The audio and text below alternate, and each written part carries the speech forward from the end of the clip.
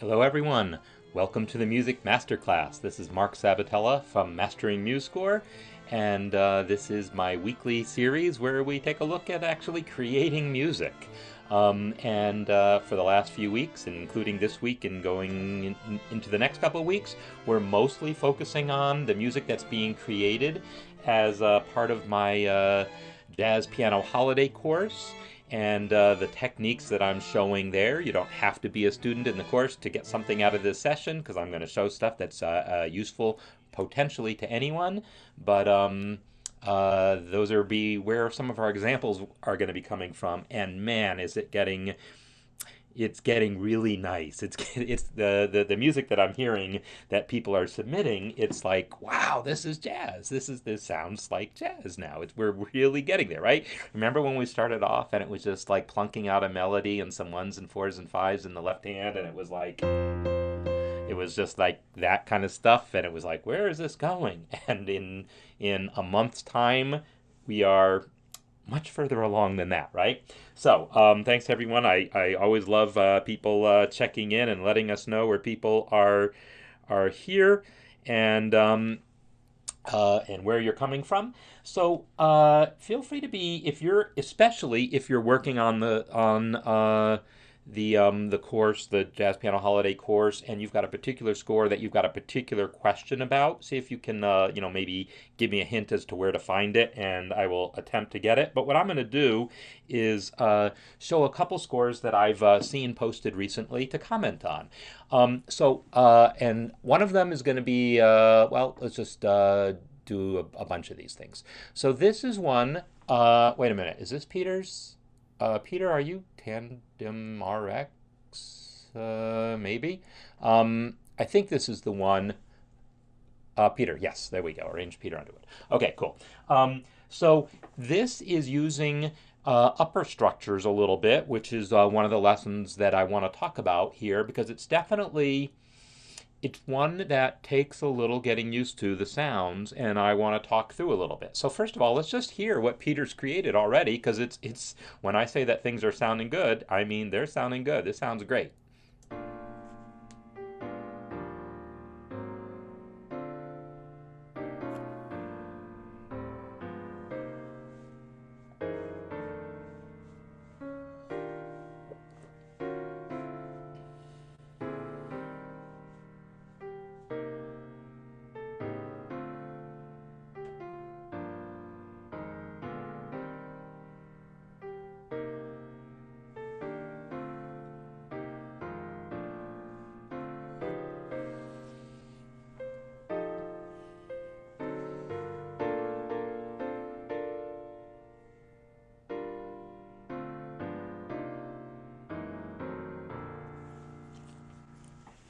All right, so I think you've done a fantastic job harmonizing this, making use of the various techniques that we've talked about for just coming up with the chord progression and the voicings. It's really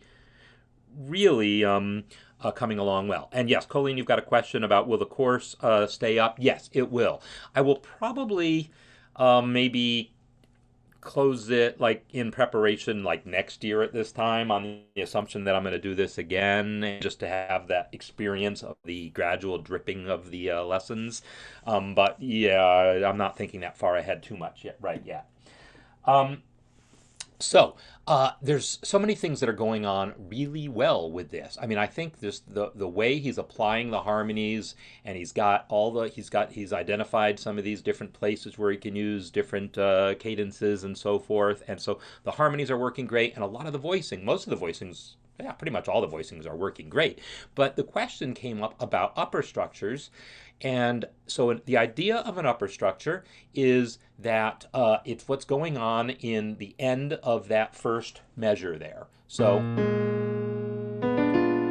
it's the root and the seventh, or some basic form of the B flat 7 in the left hand, and in the right hand, a triad. So that is the basic idea of an upper structure, is that you have the basic chord, root, third, and seventh, in the left hand, and in the right hand you have some other triad. Not a B flat major triad, but in this case, a B diminished triad. So Peter's question about this was, well, is that really all that special here? Because he already essentially had this B diminished triad, 2 of the notes in it were in the chord anyhow, right? D and F. The B natural is the only note that wasn't in the B flat chord, and realistically he had already added the B natural, or C flat technically, as part of the alterations lesson. So this particular upper structure didn't necessarily buy anything. And in this case I'm leaving out the third because the third is here in the right hand. So yeah, this particular upper structure didn't buy you anything new necessarily. Although I would still argue it kind of does, in that just the spacing, like maybe originally he didn't, maybe he did have, if he had it spaced exactly like that, then no, it didn't buy anything. But if he had it spaced with the D down here and the B there, this is a different sound than this, right? It's just a different spacing of the notes, and sometimes that actually makes all the difference. Actually hearing a triad sitting on top can make a difference. Realistically, that particular one, no, not so much, because it does so much resemble B flat major. It's just one note different. So we don't necessarily hear the triadness of it, and also I think diminished triads sitting on top don't give you as strong of that effect. But let's go on to the next measure. So in the next measure he's got this E flat chord. Well, what if instead of this I used one of the upper structures? Apparently he's changed the chords versus his Roman numerals here, but because that is not a 2 chord. But he's got a 4 chord here, and he's got it voiced E flat major 9. It's got the root and the 5th down here, the 9th, the 3rd, and the 7th in the melody. Wow, it's a lovely sound. But if you wanted to make this be an upper structure type sound, there's not as many options for major 7th chords, but one of them is to put the 5 chord of the root. So the root is E flat. The 5 chord in the key of E flat is B flat major. So if I voice a B flat major triad on top, I get that upper structure sound. Now, in this case, the 7th is in the melody, but I don't have a 3rd. I'm a little afraid to play this G down here. It's going to be kind of dark. Yeah, that's a little much. What if I do this? Interlock my hands a little bit. The G, the 3rd in the left hand, is overlapping the 9th down here, but that's okay. This doesn't separate the sounds as much, but again, it's just a slightly different sound. Next week's lessons, we'll talk about breaking up the left hand so that I can't reach that 10th, not together, but I can one at a time. So I'll be doing things like that. But okay, now let's look at the next chord, A flat 9. So this is wonderful. The melody note is the sharp 11. Well, there's a brilliantly common upper structure. It's actually one of the very first upper structures I ever learned before I knew that word. Before anyone ever showed me that it was a whole system to this, I had already sort of figured out that this was a thing. If you take the 2 chord, basically, in the key of A flat, I put a B flat triad on top, which happens to be the same triad I just had. So root, 3rd, 7th, and in my left hand, B flat triad. So A flat 7, B flat triad. It's pretty crunchy. I've been using that word a lot as a substitute for saying dissonant, because dissonant has negative connotations, right? This is pretty dark. It's because of that C being so low. Could I get away with omitting it? I kind of feel like I could. As much as I usually would say, no, you got to have a 3rd in there, every once in a while I feel like you can get away with not. And I feel like that's a case in point where maybe that is, I'm better off without the C. If I put it in my right hand, now I don't quite have the whole upper structure thing of it, but I kind of do. They're just overlapping more. So whatever, you can do that. Anyhow, moving on, I'm going to focus on dominant 7th chords. Here's B7 with the sharp 11 in the melody again. So root, 3rd, 7th in the left hand, and in the right hand, whole step above. B7, C sharp 7. That's a lovely sound, right? So there's lots of places. In fact, all the places where there's a sharp 11, bar 5.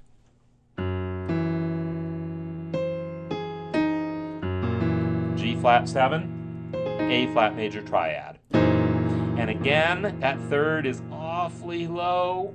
Could I get away with omitting it? Yeah, I think I kind of can. Or eventually we'll look at techniques of maybe separating the bass so that I can get my 3rd up here. That's one of the lessons that'll be coming next week. So all those sharp 11 opportunities are really quite good for this sort of thing. I'm looking also at other places. Here's a B flat 7 with a A flat in the melody. So B flat 7, and I've got A flat in the melody. And if you look at the list of which upper structures can work with a 7th in the melody, there's a whole, you don't need a handout. You could just try think about that A flat note. It's either the root, the 3rd, or the 5th of some chord, right? And then it's either a major chord or a minor chord, and if you get desperate, diminished. So you could just try every single combination, but I'll tell you one I know off the top of my head is the major triad, a tritone away, works with the 7th in the melody. So an E major triad.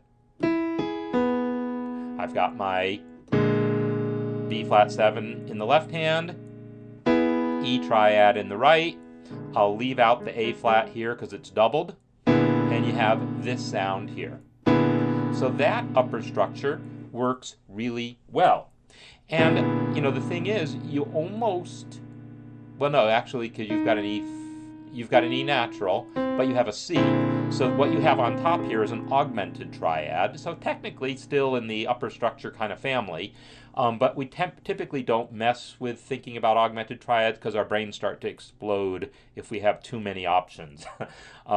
It's hard enough to work in just all the major and minor triads. I only included diminished ones because basically it's the only way it's the only way to handle that situation that we had in that first measure where the 5th was in the melody. This guy with the diminished chord, it's really one of the only options that works well with a 5th in the melody. And that's because, below the 5th is the 3rd, above the 5th is the 7th. The triad is all the color tones. All the chord tones. The chord tones surrounding the 5th are already a triad. I don't know if that makes sense. But in any case, you do the math on it, work out what other triads you could build there. There's not a lot of other options if the 5th is in the melody.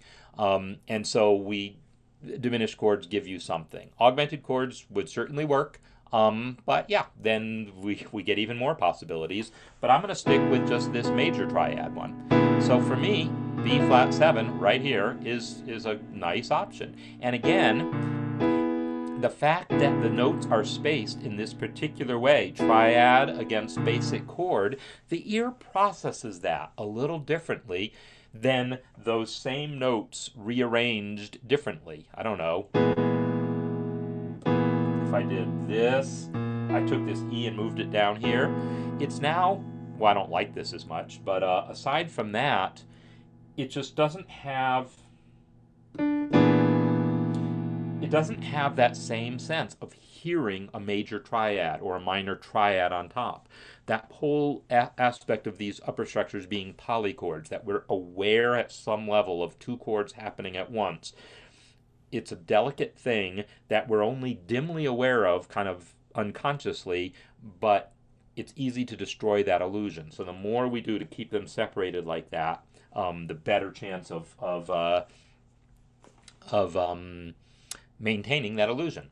So I wanted to focus on this one because as people have been posting their upper structure ones, I see a lot of cases of not using them as much as is possible. And it's always possible. It's always possible to use more. So here's a major chord, and I said we don't do it much on major chords, but major chord with third in the melody. And again, you look up the options for that, and there's not great ones. But well, let me just bring up the handout. Why not, right? I'm gonna go to where I kept that thing. I actually invented a new course that I haven't, that's not a real course yet, called Jazz Piano Basics, upper structures. All right, so if I go find for major seventh chords, you'll see that, you know, for dominants, I got a whole page and a half, almost 2 pages of dominant sevenths. For major chords, I only got like a few options. And if you check out ones that actually include the third in them, there's not a lot of options. We have this guy here that's kind of got the minor 6 chord, and this guy here that's got the major 3 chord. And well, let's try those. So I'll return to here. So either the minor 6 chord, which would be in the key of E flat, C minor. Okay. C minor, and then since it already has the third in it, I don't need it in the left hand, just root in seventh. That's okay, it's fine. This clash here between the D and the E flat isn't very pretty. If I take it up here, it's maybe a little nicer, because for some reason putting them right next to each other is prettier than separating them out. So there's an option. But what about that one, that other really curious one, that had basically a sharp 5 in the chord solo? I'm using the major 3 chord. So in the key of E flat, the 3 chord is G, so I'm going to put a major 3 chord. So a G major chord, and it's got already in it the third and the seventh. So I really don't need anything in the left hand except the root. It's a really interesting sound. It's the polychordiest of all of these polychords in some ways, because it really does, it's hard to not hear that G major triad there. In my handout, I just show doubling the root in octaves because the third and seventh are already covered. So just so that we get to hear something more than just a single root. That's a sound. And then maybe you don't like it for the whole measure, we move it on the next beat. That's one of the things we'll look at, you know, in the, or I can move them both, right? Because then I'll have both of the upper structures there, the G major one and the C minor one.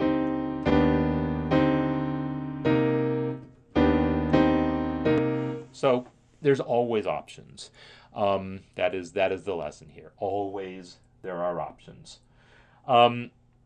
So anyhow, I focused a lot on that one because it's working so beautifully as it is. I want to just point out that yes, there's a lot of opportunities to introduce these upper structures.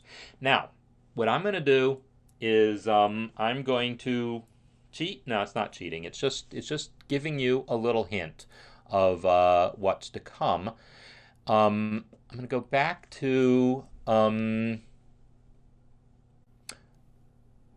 want to find, where's the one I want? It's not in here. Oh, there it is. That's because it's already loaded. This is one I just completed this morning for a lesson next week, in which I call it Mix and Match. And it's my version of Jingle Bells, where I've taken everything we've worked on, including the one of the lessons that I have yet to post on bass lines, and throw them all together. And I probably only used in the entire, you know, whatever this is 4 times, I got to do some math. It's 32 bars, right? It's a 32 bar song. I wanted to say that, but I didn't want to say it without knowing. It's a 32 bar song. I think I used maybe 5 upper structures. But it's there's one.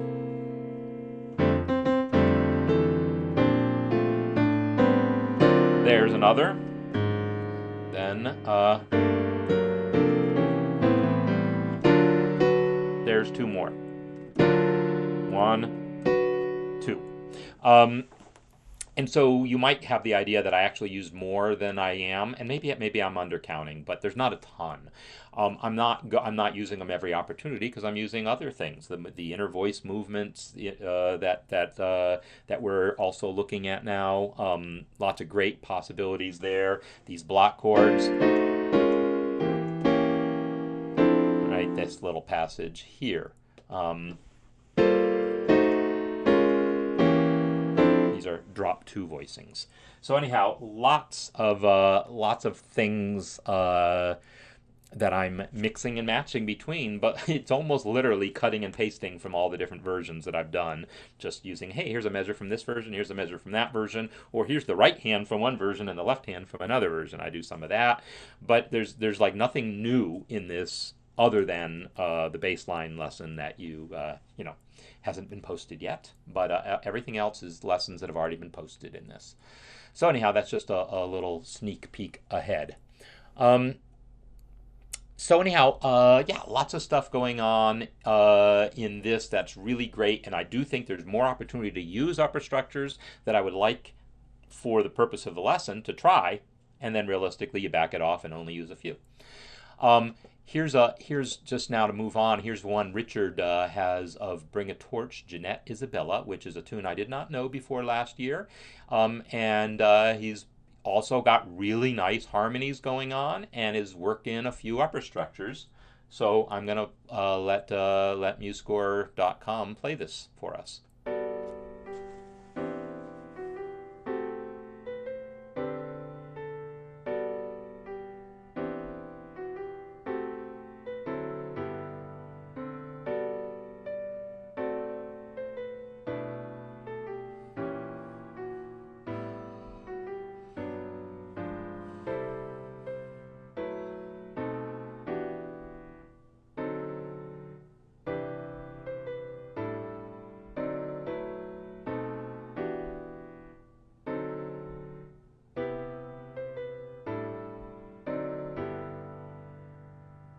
Yeah, lovely. I mean, that's just really, really nice. It's really incredible to me to see. I mean, I don't know. I mean, I think Peter, you've mentioned that you were studying jazz piano with someone or getting something. So I'm not going to take credit for everything that I see posted in all these things. And Richard, I don't know if you're here right now and what previous background you have, but quite a few of the people who have been posting things I know have said, hey, I don't really know anything about jazz going into this, and the music that's coming out has just been just incredible. So yay everyone. This is using upper structures nicely. There's some certain ones like this D chord here where he's got a 4 chord. And that 4 chord, so D7, but with G on top of it. And it gives you a suspension. It gives you a G. It's not, well, it's basically a suspension. We call them a sus chord, whether that G is technically left over from the previous chord or not, and also whether we resolve it or not. What I will say though is, why not resolve it? So this is probably true as much in 3/4 as 4/4, but it's probably more noticeably true in 3/4, is you're often going to come up with places like this where you basically have one chord for the entire measure and the melody changes mid-measure. Well, maybe think about changing your voicing there. So you can have 2 different upper structures there. Have the G chord on top, and then now we have that situation where we have scale degree 5, and I said there's not a lot of options there, but not a lot isn't none. There's 2 options when scale degree 5 is there. Either we build the diminished chord, so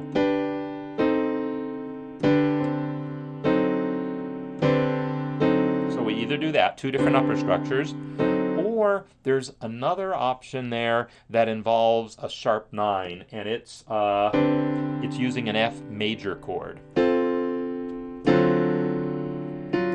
gives you a crunch for sure, but we can be okay with that crunch sometimes. You know, it's when you want it, you're okay with it. When you don't, you're not, and it's a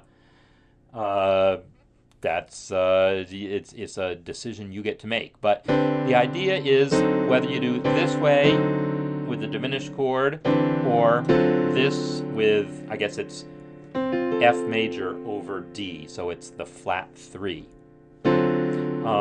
upper structure with the root and third down here, or the one with the 5 diminished chord here, so it's A diminished with the root and third down here. Either way, we can get 2 upper structures for the price of 1.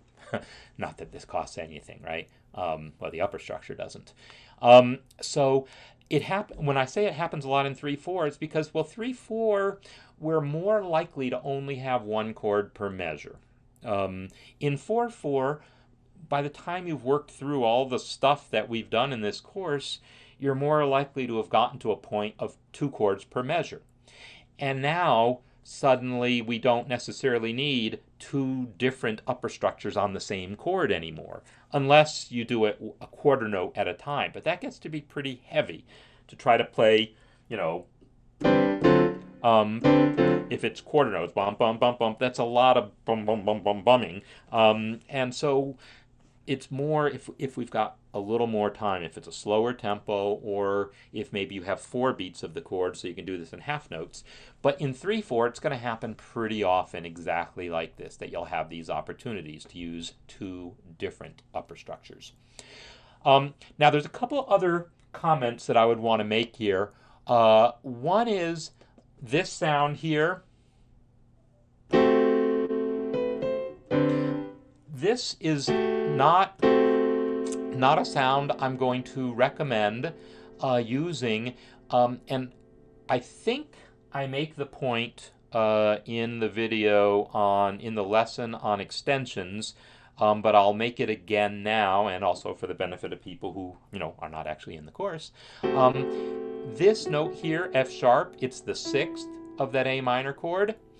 It's not that we can't use it, but what it does, well, first of all, in this case, it creates this cluster on top between the A and the melody, the G, which is the 7th, and the F sharp. It's kind of clustery on top. Now, if I tried to solve it by bringing the G down here,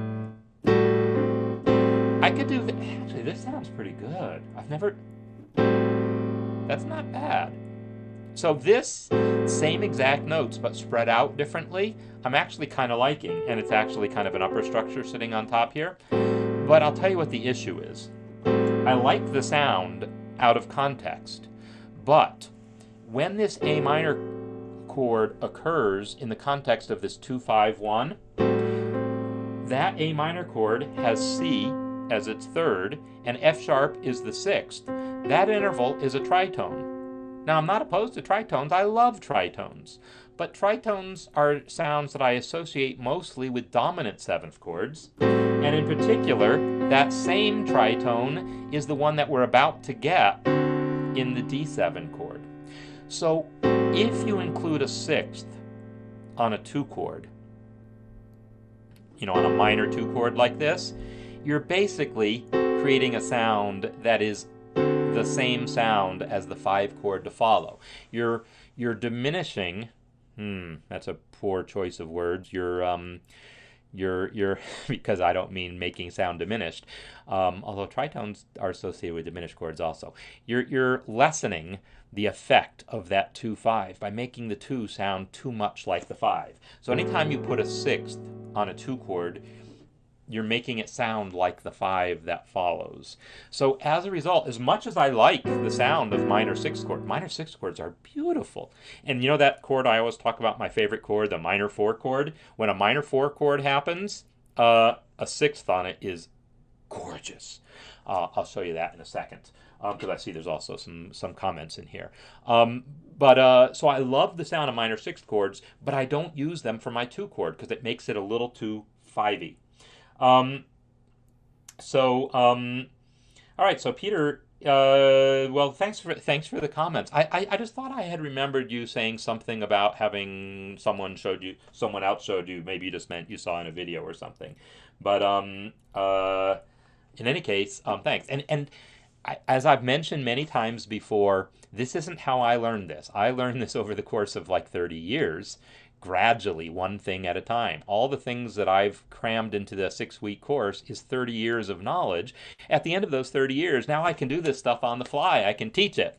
But I have become convinced over the last few years, and frankly, mostly on account of Christmas songs, because I work with students in person and they all want to do a Christmas song. And so the last couple of years, I've been, showing people techniques here. And once I realized, hey, this is actually working, I'm like, I bet I could make an online course about it and just cram a whole lot in. And yeah, so it's fun. And we get to make some really amazing music. So, I want to talk about that minor 6 chord for a second because I did an arrangement of this, and Richard, don't know if you saw my arrangement that I posted last year. It was a 3-part arrangement meant to be like a vocal arrangement perhaps, but way too hard to sing, I think. I discovered a place to use a minor 4 chord that surprised even me. And I think it was, let me think.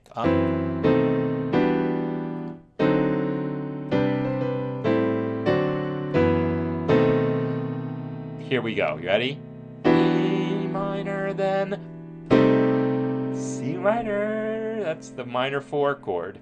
And then I went to probably 3, or I don't know what I went to after that. But in any case, instead of this 5 chord, after that E minor, instead of 5, and then my version comes back to 1, maybe 1 in an inversion or maybe 3. So, and then instead of 5 to 3, I went minor 4 to 3. And that minor 4 chord, 6th A, is the melody note. So there is that sound of that minor 4 chord with the 6th prominent in the voicing, in particular, in this case, in the melody. And that's going to work out a lot, because if you think of this minor 4 chord as a possible substitute for 5, well, that melody note there, scale degree, in D, in the key of G, that A is scale degree 2. It's the 5th of the D7 chord. That's going to be a very common melody note over 5 chords, right? The 5th of a chord is a common melody note. So if we've got a 5 chord, that 5th in the melody becomes a 6th in the melody if we turn it into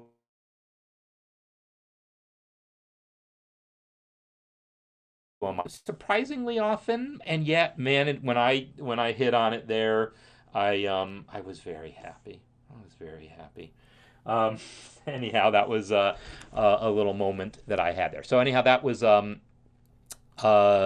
just pointing out a couple things about that voicing there. But yeah, he's got a lot of really good uses of these upper structures places. The simple ones, like this really simple major chord voicing, where it's just basically the E minor, the 6th chord, against the G. It doesn't really add a whole lot, but it's a nice kind of sound. But he's got some other ones, and I would say, there's still opportunities, like here. So here's B7, flat 9, and it's just voiced using, typical voicing techniques, root and 7th and 3rd. But this is dominant 7th with 7th in the melody. Well, we just saw a version of that, right? And if we go back to my handout, I can show you a couple others. But remember what I said, tritone away, major chord.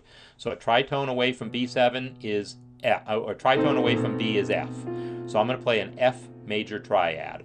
There we go. This is a jazz sound. Upper structured. Oh, maybe I don't need the A in it because A is that. So just this. So I'm not saying it has to be there, but it's, there's still more opportunities for upper structures yet to be added in here. and the screen went black. So I at least have a good idea of how I, fix that when it happens. I just need to notice it faster. But luckily, I'm sitting here at the piano, so you can still watch my hands. And I think what I was doing mostly was a hand thing anyhow. So hopefully I have it back. I do. Yay. All right. So so sorry about that. These things happen, right? Okay, I just want to play through a couple more pieces and show a couple more things. So here's one I haven't looked at yet. Dean had done a version of Silver Belt, and again, his harmonies are working beautifully. He's got some great things happening. He had posted a version with some inner voices, and I gave some comments on, and now this is his kind of redo of this. So this is like the lesson after upper structures. I think it's the very next lesson, in which I'm like, okay, now back all that stuff off, because what I'm giving you here are a lot of different things to try, but you can't use them all in the same measure. It's not physically possible without just basically, okay, that was everything possible. I just threw in everything into that measure, right? That's every voicing known to mankind all played at once, but it doesn't sound like anything. So typically what's going to happen is you'll use an upper structure here, you use this technique over here, you use moving voices over here. What we'll find out is that we can use moving voices a lot if we're careful about how we use them. And so in the lesson, I try to stress particular motions that I know are effective when combined with other techniques and so forth, as opposed to just moving voice, because moving voices are always nice on their own. But that's something that we associate, if you don't have a particular strategy to how you do it, you probably won't be able to combine them with the other techniques. And you also won't be able to get in all the color tones we want, and you won't be able to create a jazz kind of sound unless you kind of focus on a few particular ones. So after I gave Dean that feedback, he's got try number 2. So I want to hear it here.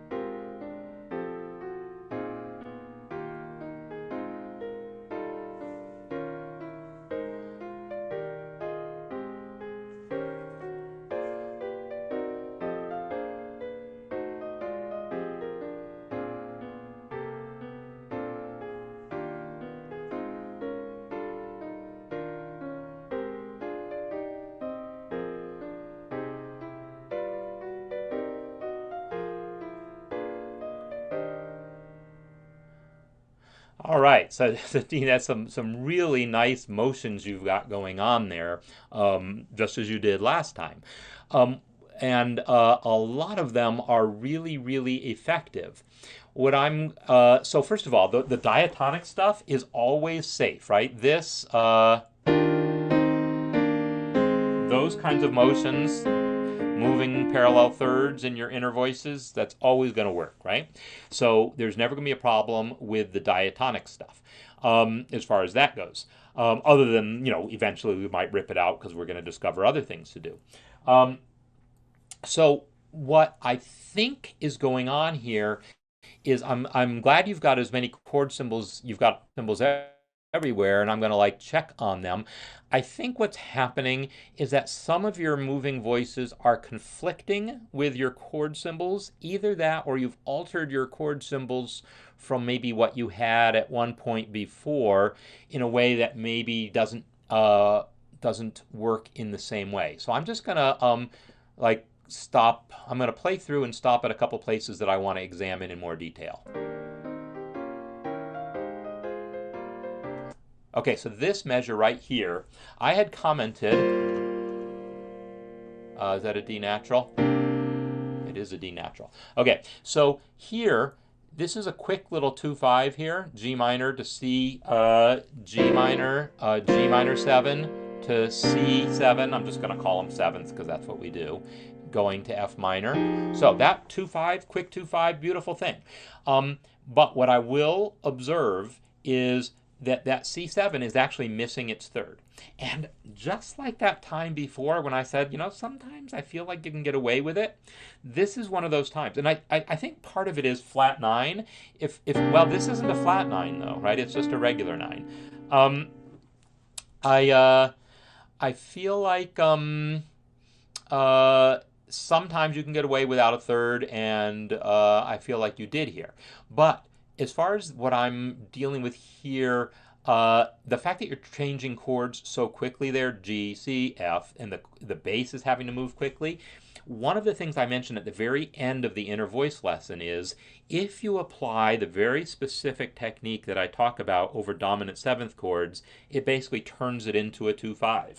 So for that C7, if we had the time, I would have talked about having the fourth and the ninth, then moving down to the third and the flat 9. Well, if you do this is basically the fourth, and this voicing here is G minor 7 without its root, right? So this stuff that I'm playing here, the 7th, 9th, and 11th of the C7, is basically G minor 7.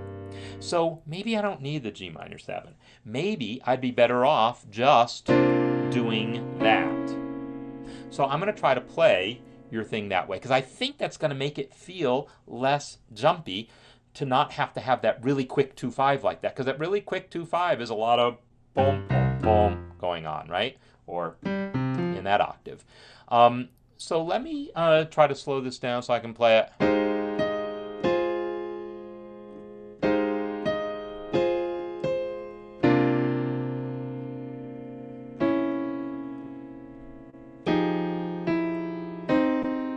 Yeah, so I feel like that totally works. If it sounds good to me slowed down, I'm happy, because then it's going to sound good sped up a little bit also.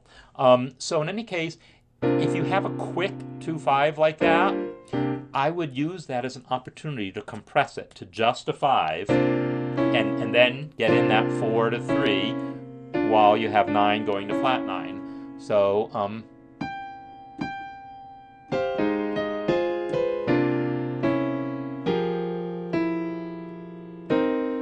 So yeah, I like that a lot. So that's one of the things that I heard.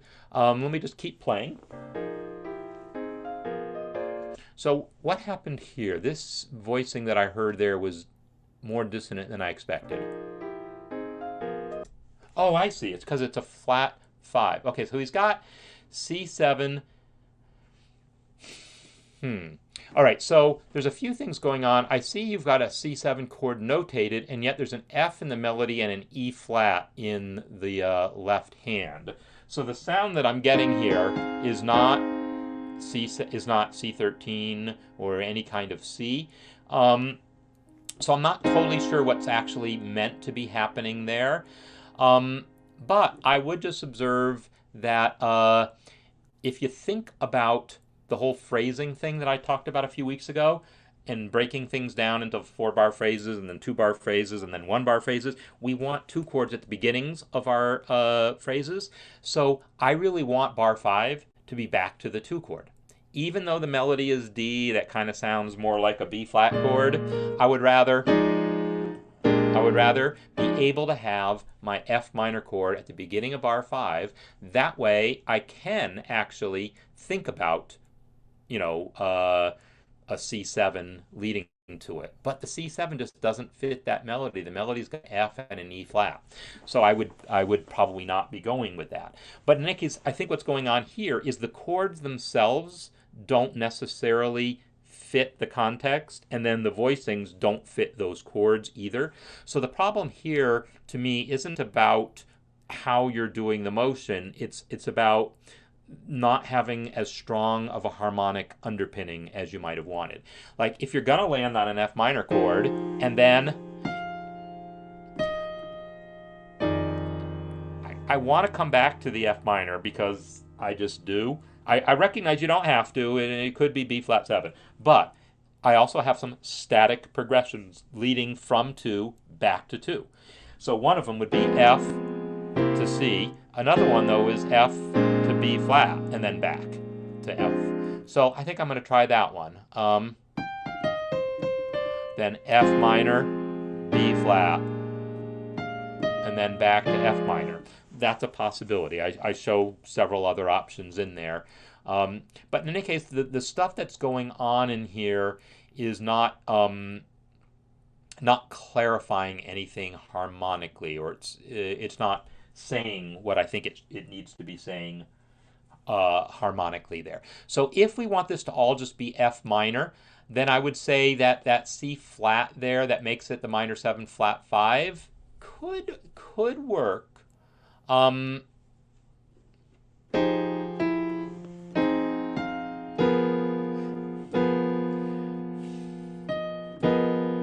This sound that we end up with on the last beat, it is an F minor 7 and F minor 7 flat 5, but I think there's something about that voicing that we end up with as a result of that motion that's a little unexpected.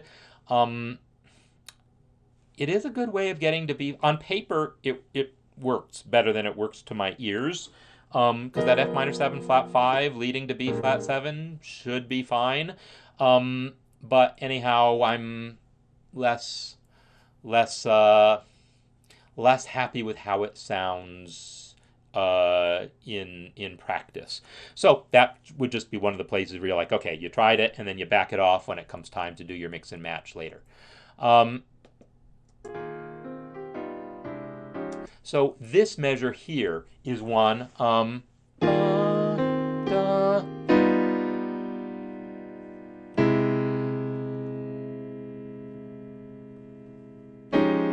Okay, so now I'm playing through this and seeing what's going on here. So this chord progression is really nice. It's got E flat and then a quick little secondary 2/5 into the F minor, and it's using a secondary dominant G7 there. All of this stuff works in principle. Again, so I by the way, I see that you did use that technique of at least you sort of did here. Your C7, you've got the sus, you got the 4 moving to 3, but instead of having 9 moving to flat 9, you have it moving to 1. That's fine too, but it would be that much even cooler by my book. But anyhow, so you could use that same technique here to avoid the quickness of that G to C.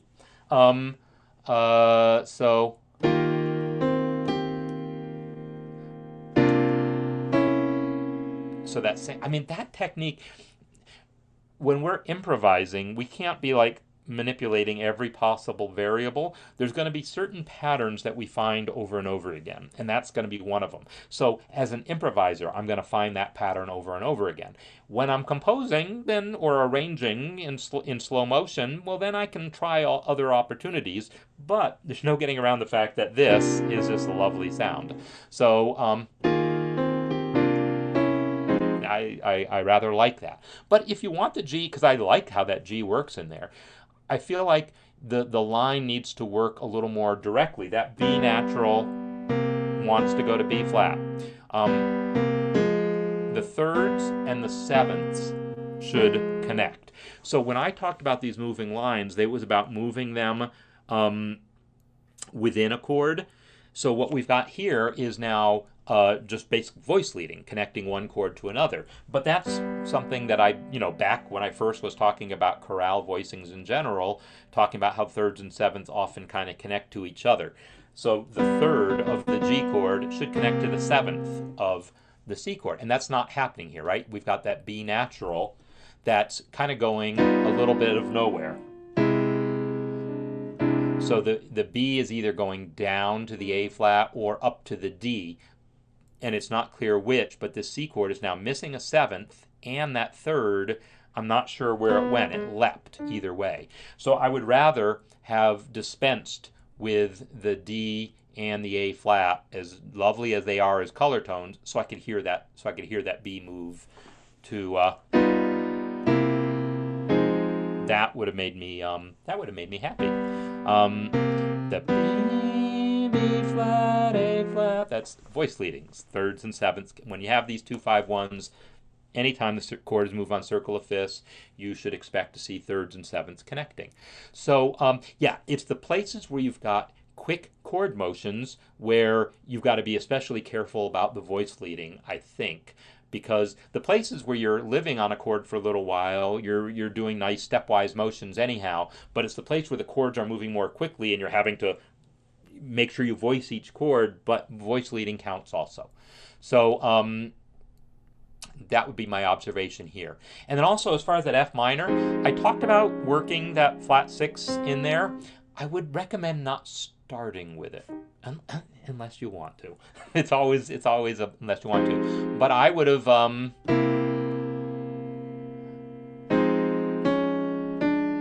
stepped up from the 5th to the 6th, or from the C sharp, D, because I like the initial statement of the chord to be fairly clear harmonically, and that flat 6 on a minor chord is a quite dissonant note. It's a half step above the 5th of the chord. Whether you're playing the 5th of the chord or not, it's still dissonant. And what it does is it changes this chord. I'm hearing a D flat triad on the bottom now more strongly than I'm hearing F minor, and that's part of what goes on also. So in any case, that flat 6, think of as a passing tone more than a note to land on tone. Yeah, except when that's the darkness you want. Sora, your piece, is full of opportunities to use that specific color because we're not trying to talk tonal language. But in the context of a 2-5-1 like this is, I wouldn't be focusing on that flat 6. Okay, so anyhow, yeah, that's what I would say here is that the ideas of these motions are working great, and some of them, many of them, are working, perfectly, but there were like a few places like that sort of jumped out at me as like, oh, what's going on here? Some funny things happening that I wanted to get inside. I can't even remember. I think it felt like... So what happened on this one was more of the same on that G minor. Having the... is that really what I heard, though? Huh.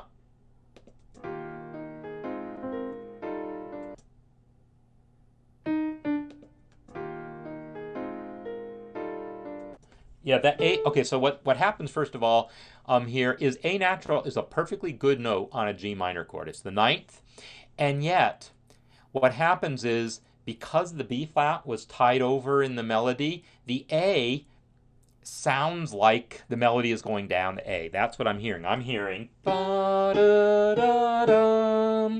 So it's playing it, I could maybe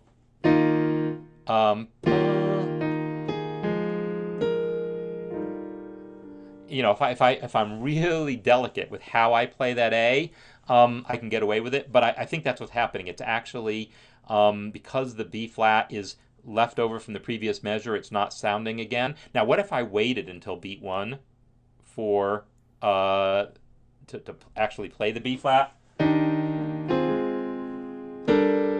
See, now I hear it. Now it's just a color tone.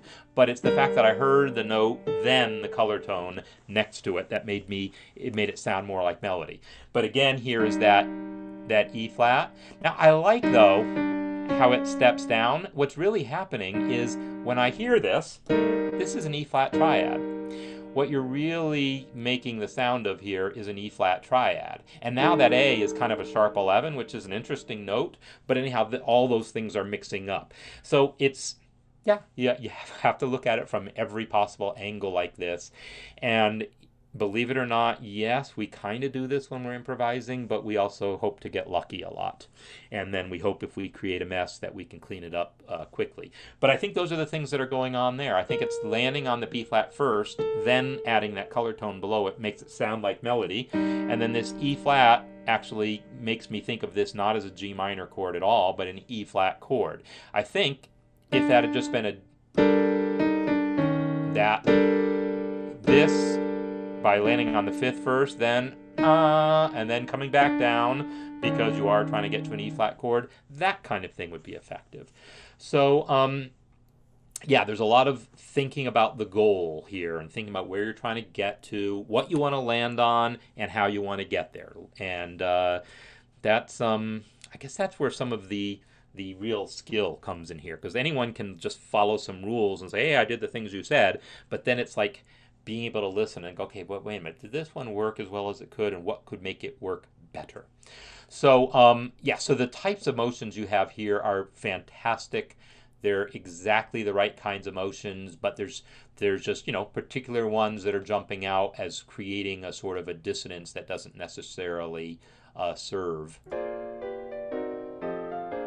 I like that G flat in there. That was nice. C minor 7 flat 5. But if you're gonna do that, I think I'd like to keep the G flat and have that be F7 flat 9. Maybe, maybe not. But then the next chord. Oh, okay, good. No, that's an A flat. Good. Yeah, it's really good stuff. Really good stuff. All right, so the last thing I want to do before I leave is just come back to a piece that Dave had started on and then sort of left behind. He's got two different versions here, and I'm just going to play the first version, which I haven't really listened to yet, but I've been really curious to see where it might be going here. And this is adding color tones, basically, extensions.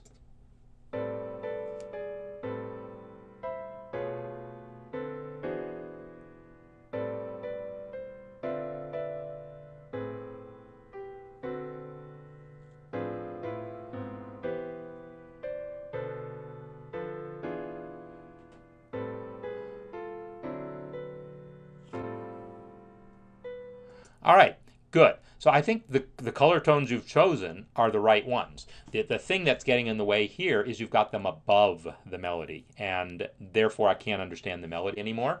So I'm going to take your exact same thing here and arrange it. The melody is right? So I'm going to take everything you currently have above the melody and move it below.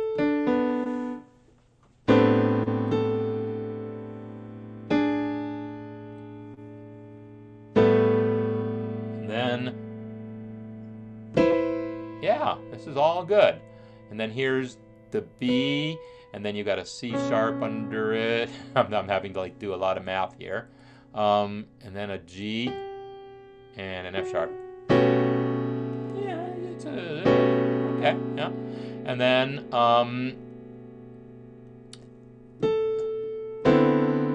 yeah.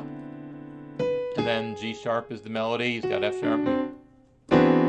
Yeah, so I think all the notes you've chosen are fabulous. There might be like one note, like here, I mentioned that on two chords I typically wouldn't use a sixth, but if I look carefully, you have, I want to zoom in here, but I can't that way. Not that way, that way. Come on, get bigger. Okay, yeah, that is a G sharp. Yeah, that is the sixth on that 2 chord, which is doing the same thing that I mentioned before. Now, even though you don't technically even have the D in this chord, that's still the G sharp that's supposed to belong to the 5 chord that's about to happen. So I would typically avoid that sixth on the 2 chord for the reasons that I explained. But other than that, these are all the right notes. So as I mentioned, you are actually missing the third on this chord, which sometimes you can get away with. In fact, in minor keys, this is a good minor versus major key thing. In minor keys, the 2 chord, if I play a harmonic minor scale, the 2 chord is a half diminished chord. I would claim the third is maybe less important than the fifth in that chord, because the fifth is now this distinctive tritone here. And so, yeah, I will gladly sacrifice the third to make sure I can get the fifth in there. So the melody is the B, F is my chord tone, A is my 7th, and he's got C sharp as his color tone. That's the 9th. That's a great color tone. I like it. It's great. So if I could get the third, even better. Yeah. It's got some crunch to it, but it's all good. So all I did here was get rid of that G sharp because it's that sixth, and I added the third, but realistically, I don't really need the third either. The third helps me understand that ninth maybe, because that C sharp is the ninth. But I like that sound a lot too. So in any case, just making sure the melody is on top is really the difference between that sounding exactly right and wondering why it doesn't sound exactly right. Then right is the melody, isn't it?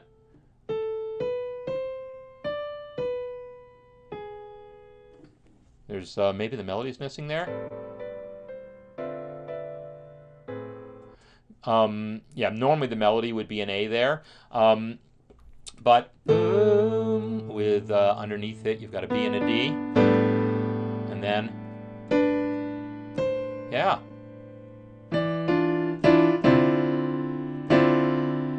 Yeah, this is all great. So if you want the melody to be G sharp just for fun, that's colorful, right? That's dark. I like it. But it is a change. Or maybe you really meant keeping a B in the melody, in which case that's a fine sound as it is. But I would definitely spell that A flat as G sharp. I have a feeling maybe that flat was just a typo there, and that maybe you just meant an A. So yeah. So that's the only thing standing in the way of this and complete success is get those color tones below the melody so I can hear the melody.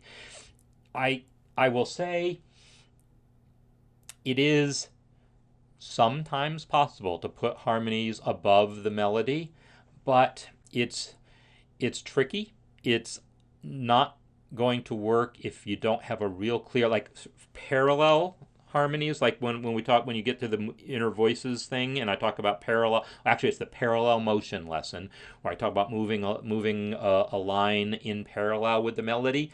That can work above the melody, and you'll see that a lot in like folk music, folk singers. If they want to sing in harmony, often one person will sing above the melody. That's common in that genre, not so common in jazz.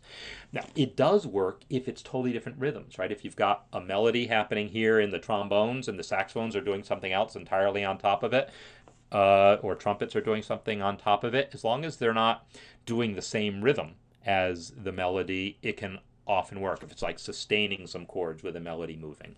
So it is possible in some contexts to put color tones on top of melody. I don't want to sound like that's an arbitrary absolute. But for the purpose of what we're doing here, jazz piano, you're almost never going to be able to make those situations happen. If you want to do something where you play the melody in your left hand and play chords on top,